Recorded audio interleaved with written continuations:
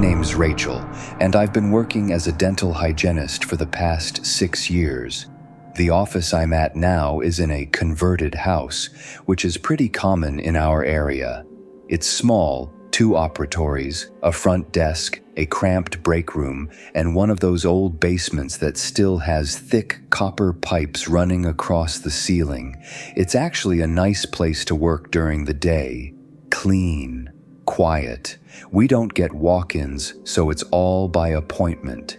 The dentists leave at 4:30 sharp, and my job is to stay behind to close up, sterilize the instruments, wipe down the chairs, restock cabinets, update records. Nothing crazy, but lately, I've been dreading those last few hours I spend alone. I didn't always feel that way. I used to love it. No phones ringing, no patients, no coworkers asking for gauze packs every 2 seconds. But a couple months ago, things started happening. Little things at first. Easy to shrug off. The first time I felt something was off was maybe late January. It had snowed a few days before and the lot was still kind of slushy. So I was mopping near the front door when I noticed these wet footprints. Not shoe prints, bare feet. They led from the front door toward the hallway, like someone had walked in barefoot down the vinyl floor and just stopped. No exit prints, no turnaround. I stood there for a good 2 minutes, just looking at them. My first thought was that maybe someone brought in a wet towel or something, maybe dropped a soaked shoe cover. But the prints were so clean, so perfectly shaped. You could see the little dips where the arch and toes hit, and they were small. Too small to be from any of the doctors, looked like a child's feet. I wiped them up, obviously. I didn't say anything the next morning when the team came in. What was I going to say? Hey, did a ghost toddler come in last night? But that was the first time I didn't feel alone while locking up. The next time was worse. I had just finished cleaning room 2, that's the back operatory, and I walked past the sterilizer when I heard something from down the hall. It was soft at first, like whispering. I froze, held my breath. The whispering continued, low and quick, like someone muttering to themselves. I thought maybe I left a podcast playing, but my phone was in the front. I took a step closer and it stopped. I waited. 10 seconds. 20. Nothing. I turned around, started walking back toward the break room, and heard it again, but closer, like it had followed me. I spun around so fast I nearly tripped. Still, nothing was there. Just the hallway, half lit by the glow of the exit sign. I started closing up faster after that. I didn't say anything until a few weeks later when another hygienist, Melissa, casually mentioned how she hates going into the basement. I asked her why, and she said every time she steps onto the top stair, she gets this heavy, sinking feeling in her stomach, like something's watching her. I laughed it off, but deep down I knew exactly what she meant, because I'd started feeling it too.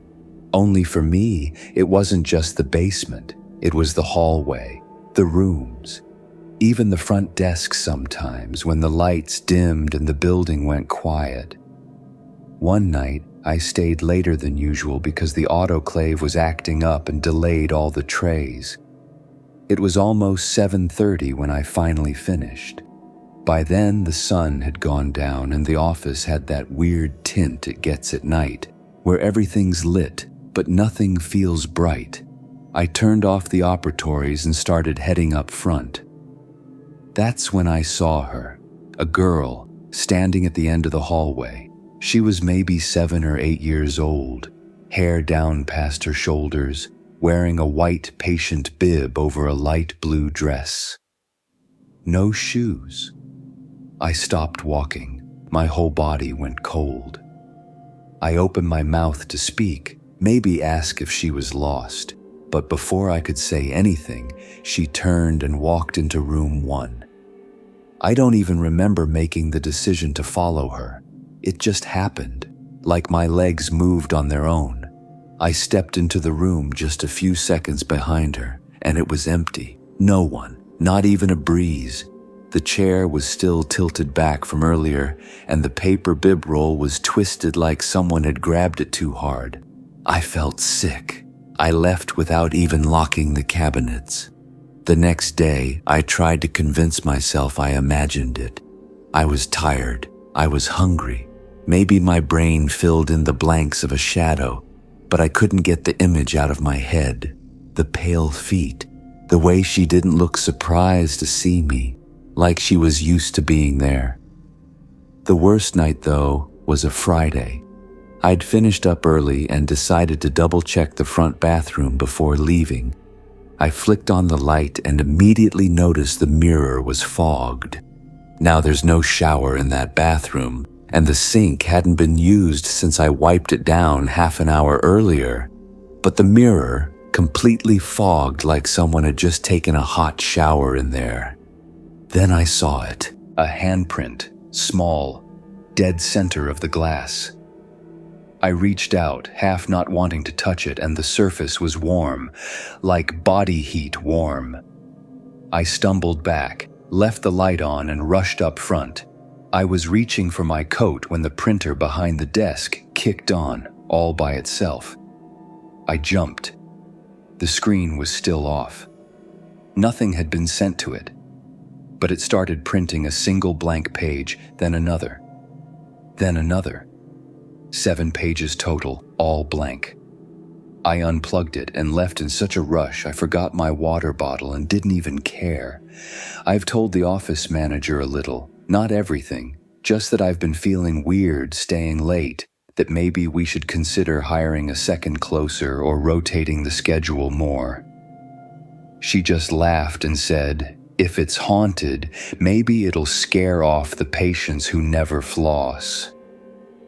I don't think it's funny, because 2 nights ago, I stayed late again, my shift, and I was sitting at the desk finishing up chart notes when the power flickered, just once. All the lights blinked off and back on in less than a second, and when they came back, there was a little girl's voice from behind me, very soft, almost a whisper. She said, "It still hurts." I didn't turn around. I didn't breathe. I just sat there, heart slamming against my chest, staring at the computer screen, until I heard the faintest sound of bare feet walking down the hall, one step at a time, getting farther away. I waited 15 full minutes before I could move again. I don't know who she is. I don't know what happened in this building before it became a dental office, but something's here. And some nights, when I'm alone and the rooms are dark, I swear I can still hear her crying. I don't know what she wants. But I know one thing for sure. She never really leaves. I used to work night security at a place called Ridgeway Center, just one of those old malls on the edge of town, the kind with too much empty space and not enough stores to fill it. When I got hired, most of the mall was already gutted. The food court had maybe 2 places left open, and everything else looked like it had been frozen in time since the late 90s. Old signs, sun-bleached posters, empty storefronts with dusty mannequins still dressed in outdated clothes. I was on the night shift, 4 nights a week, 9 p.m. to 5 a.m., and the moment the last store closed up, I had the whole place to myself. Just me, a few dozen motion sensors, and a wall of ancient security monitors that barely worked. Half the time, they flickered or showed static, and the rest of the time, they displayed exactly what you'd expect. Nothing. A lot of nothing. At first, I didn't mind. Quiet work, good pay, no one breathing down my neck. I brought snacks, headphones, a book I never opened. I got used to the eerie quiet. You'd be surprised how loud silence can get in a place that big. Every little noise sounds amplified. The air ducts click, the lights hum. Doors pop from expanding metal, that kind of stuff. But about a month in, I started noticing little things that didn't feel right. It started small. I'd be doing a walk through the West End, near the old arcade, and hear the faint sound of music. Not real music, more like a jingle. Soft and broken, like it was playing from one of those old toys that had half-dead batteries. I'd stop walking and listen, but it would cut out the second I tried to find where it came from. One night, I was heading toward the central corridor when I heard what I thought was someone giggling. It was quick, a single, breathy little laugh, like a kid. I turned around, flashlight up, scanning the hall behind me. Nothing, but it didn't sound distant. It sounded close, like someone had been standing right behind me and whispered it into the back of my neck. I radioed it in just to be safe. Said I thought maybe someone had snuck in, even though I hadn't seen a soul. I walked the whole place twice. Every service hallway, every utility stairwell. No doors forced, no windows cracked. The place was sealed like a tomb. A couple days later, I came in and found something on the floor outside the old department store. It was a small handprint, like a child's, smeared into the dust on the tiles. Perfect shape, 5 little fingers. But what chilled me wasn't the print itself. It was where it was. It was on the inside of the glass, like someone had pressed their hand against it from within the locked, empty store. I didn't tell anyone about that one. What was I going to say? That I thought a ghost kid was playing hide and seek in a closed-down Macy's? It only got weirder. There was one night I remember clearer than the rest. It was just after 3 a.m., and I was sitting in the office half asleep, watching the monitors. That hum from the ceiling was louder than usual, and the overhead lights in the back hallway had started to flicker again. I leaned forward to tap the side of the monitor. It sometimes helped the image stabilize, and saw something strange on camera 11. Camera 11 pointed down the main corridor near the old fountain. It hadn't worked properly in months, but this time it was crystal clear. And in the middle of the shot was a girl. She was standing completely still, facing the camera, not blinking, not moving, just standing there. I blinked hard, leaned in. She was small, maybe 9 or 10, barefoot, wearing a white dress that looked more like a nightgown. Her hair was long, hanging down past her shoulders, and even though the footage was black and white, I swear I could see her eyes, looking straight at me. I jumped out of my chair, ran out of the office, and made my way toward the fountain. I don't know what I was thinking. Maybe she was real, maybe someone snuck in. That's what I told myself. But when I got there, the corridor was empty. Still, dead quiet. No footprints, no sound of running. Just cold air and the smell of old tile and dust. I stood there for a while, not moving, trying to hear anything. Then, I swear to God, the lights above the fountain buzzed once, then flicked off. Just those lights. The rest of the mall stayed lit. I backed away slowly, heart pounding, then turned and got the hell out of there. Back in the office, I checked the monitor again. Camera 11, back to static, just like before. I didn't sleep well after that. Every little sound in my apartment made me jump. My dreams were filled with empty corridors and a whisper I couldn't quite make out. The worst night came a few weeks later. It was pouring outside. One of those storms where the rain pounds the glass so hard it sounds like it's trying to get in. I was doing my final round of the night just before 5 a.m. when I saw movement in the reflection of a storefront window. I turned quickly, expecting to catch someone behind me. No one was there. But the reflection, it still showed someone, a small figure, standing right behind me, Pale face, dark eyes, not moving. I turned again, nothing. I looked back at the window, still there. I didn't even think. I ran, full sprint, back to the office, slammed the door, locked it. I sat there in the chair, breathing like I'd just run a marathon. The monitors flickered. One by one, they went black, all except for one. Camera 11. She was back. Closer now, standing just 10 feet from the lens, still staring. I pulled my keys out, grabbed my bag, and waited for the clock to hit 5 a.m. I didn't do another round. I didn't check the exits. I just sat there, refusing to take my eyes off the screen, praying the image would change. It didn't. When my shift ended, I left without logging out. I walked straight to my car and never looked back. I didn't take another shift after that, told him I was sick, then quit the following week. No one asked questions. I think the supervisor knew something was off. He didn't push. Maybe he'd seen something too. I don't talk about that job much. Most people just laugh when I mention it. Ghosts in a mall? What, did the spirit of Blockbuster come back to haunt you? That kind of thing. But I know what I saw. I know what I heard. And sometimes, when I'm alone and everything's quiet, I swear I still hear that giggle. Software breathless. Right behind me.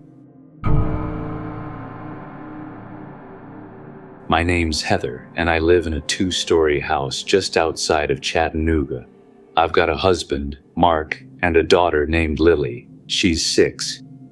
Sweet kid, a little shy, loves coloring, scared of the vacuum, the usual stuff. I work from home during the day while Mark's at his job in the city. He's usually gone by 7 and home by 6. We're not the type of family that believes in ghosts or anything like that. Never have been. But over the past couple months, something's been happening in our house. Something I've been struggling to explain. And I'm at the point now where I don't even care if people believe me. I just want it to stop. It started with little things. About 2 months ago, I was in bed reading. It was maybe 10:30, and I heard Lily's voice from downstairs. She said, "Mommy," very soft. I put my book down and listened again. "Mommy, I need you." Now she occasionally gets up at night, bad dreams, thirsty, whatever, but she'd never gone downstairs in the dark by herself. It didn't make sense. I called back, "Lily? Come upstairs, sweetie." Silence. I got up and went down, expecting to find her at the bottom of the steps, but she wasn't there. The kitchen, the hallway, empty. Then I checked her room. She was sound asleep in bed, tucked under her blanket, breathing slow and steady. I didn't know what to make of it. I thought maybe I imagined it. Maybe I dreamed it for a second. I didn't wake Mark, didn't even write it down. But a few nights later, it happened again. This time it was later, around 2 a.m., same voice, same tone. "Mommy, I'm cold." Again, from downstairs. I got up, heart beating faster than before, and checked her room first this time. She was asleep again, still tucked in. I stood in her doorway for a long time, just listening, trying to make sense of it. The voice had sounded so close, like it was calling from the living room.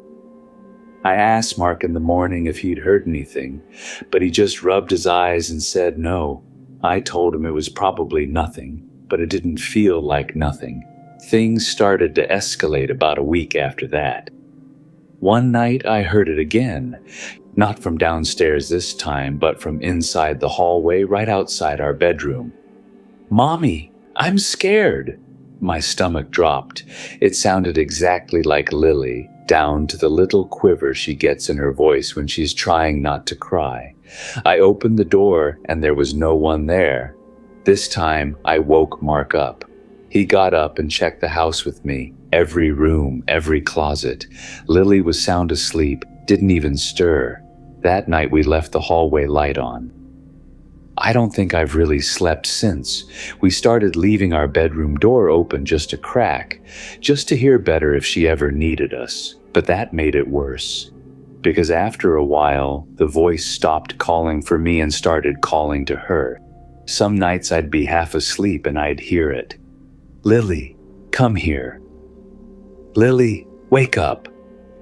Almost playful, like a sibling whispering from the next room. Once, I swear I heard it say, "Lily, Mommy's mad at you. You need to come with me." That night, I went into her room and she was sitting up in bed, staring at the window.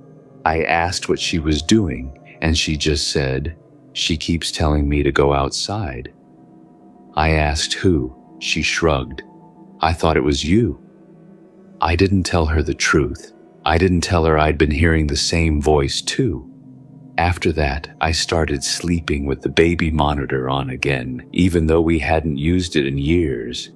But instead of helping, it made things worse, because now I could hear the voice through the monitor, even when Lily was clearly asleep. Some nights it would whisper things too quietly to understand. Other nights it was louder. "Lily, Lily, she doesn't love you." I would run in and she'd be knocked out cold.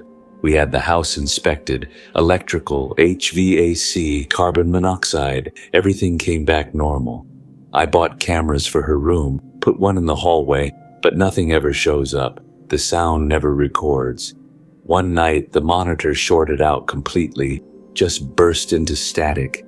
When I went to unplug it, I swear the screen flicked on for a second and showed someone standing in the corner of Lily's room. Just for a second, then black. That was the night I almost took her to a hotel, but something stopped me. Not fear, not doubt, something else. Like, if we left, whatever this thing was would go with us, like it was already part of her life now. Then, last week, Lily came into our room in the middle of the night. That part isn't strange. She does that sometimes. She was crying and said she had a nightmare. I let her crawl into bed with me and held her until she calmed down. She fell asleep between us. And I must have drifted off too, but at some point, in the middle of the night, I woke up and saw her standing at the foot of the bed. Just standing there. Her face was in shadow, but I could tell it was Lily. Same size, same pajama top. I whispered, "Sweetie, come here." She didn't move. Then I heard breathing right next to me. I turned, and there was Lily, still asleep, tucked under my arm. I looked back at the foot of the bed, and the figure was gone. I don't know what's happening in this house. I don't know what this thing is that keeps calling out in my daughter's voice. All I know is, last night, I was tucking Lily in and she asked, "Can I sleep in your bed again?" I asked why. She looked at me with a scared, tired expression and said, "Because I heard you talking to me last night, but it didn't sound like you." I asked what she meant. She said, "You said you wanted to brush my hair, but your mouth wasn't moving." I didn't say anything after that. I just kissed her goodnight and sat outside her door until morning. Tonight, I'm not sleeping. I don't care how tired I am, because something's coming closer. I can feel it. And if it looks like Lily again, I don't know if I'll be able to tell the difference in time. I was 24 when I moved out of my parents' place. It wasn't anything dramatic, just time. I found this little one-bedroom apartment above a closed-down liquor store, the kind of place you talk yourself into liking because the rent's cheap and the windows face the sunset. It wasn't perfect. Old walls, thin doors. You could hear every pipe groan when the heat kicked on. But it was mine, and after sharing a house for so long, it felt good to have space. The first week was fine. Unpacking, eating garbage food, falling asleep to whatever was playing on YouTube. But by the second week, I started hearing things at night. It always started the same way. I'd be lying in bed, lights off, apartment totally still, and I'd hear someone talking. Very faint, like a conversation through the wall. At first, I thought maybe my downstairs neighbor was up late on the phone, but the liquor store was empty, totally gutted, no tenants. I checked. Next few nights, same thing. It was always around 2 or 3 a.m., just this low, muffled voice. Not angry, not even emotional. Just speaking. I couldn't make out words, only tone, calm, steady. But what made it worse was that it never stopped when I sat up. It would keep going, like it wanted me to hear it. One night, I decided to record it. I left my phone on the nightstand, audio app open, and hit record before going to sleep. Next morning, I played it back. There was an hour of silence. Then, about 2:47 a.m., I heard it. A whisper, clear as day. "He doesn't know we're here." My stomach dropped. I replayed it over and over. That's all it said. Then silence again. I didn't tell anyone. It felt insane to even think about. Maybe it was a sound glitch. Maybe it picked up something outside. That's what I told myself. But after that, the voice got louder. Not every night, but often enough that I stopped sleeping through the night. I'd wake up and just lie there, blanket up to my chin, staring at the ceiling. Once I heard it whisper, "Don't look." Another time, "He's listening now." The worst night? I woke up to the sound of breathing, heavy, right next to the bed. I didn't move, didn't open my eyes. I just froze. And then, clear as day, just inches from my ear, I heard, "Open your eyes." I couldn't. I physically couldn't. My chest was tight, my arms locked. I must have laid there for half an hour before the room felt empty again. The next day, I packed a bag and stayed at my brother's. I didn't even tell him why. I just said the place creeped me out. He laughed and handed me a beer. The thing is, I haven't been back since. That was 2 months ago. Lease is still running. Most of my stuff's still in there. I've thought about going back to grab a few things, but I can't, because every now and then, even here at my brother's, I swear I still hear it. Just after midnight, right as I start to drift off. A whisper, "We know where you went." I don't think it was the apartment. I think whatever it was came with me.